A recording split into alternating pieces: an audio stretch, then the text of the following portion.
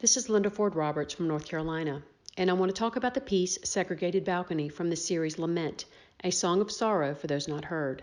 This is a gelatin silver photograph toned in tea. In 2016, I was sitting in this balcony of a small church in the country with my family when my son revealed that we were sitting in the same balcony pews where the enslaved once sat, years before in a different life and a different time. I was moved to tears by this collapse of time and the tangibility of this history.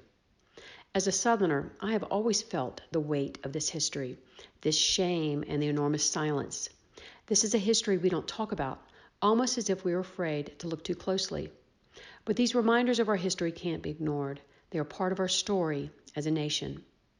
I first approached this project with great trepidation, wondering if I was the rightful person to be documenting these markers of the past. But I couldn't look away, for silence is loud and I cared too much. In all of my work, I work from the heart.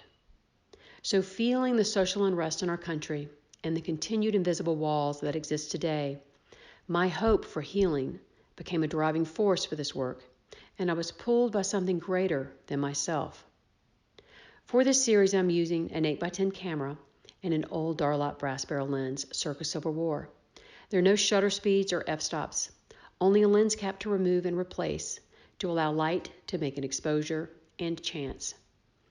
It is my hope that through this lens, looking back in time, that somehow we can begin to see ourselves and be reminded that we are all woven into this social fabric of time, history, and life.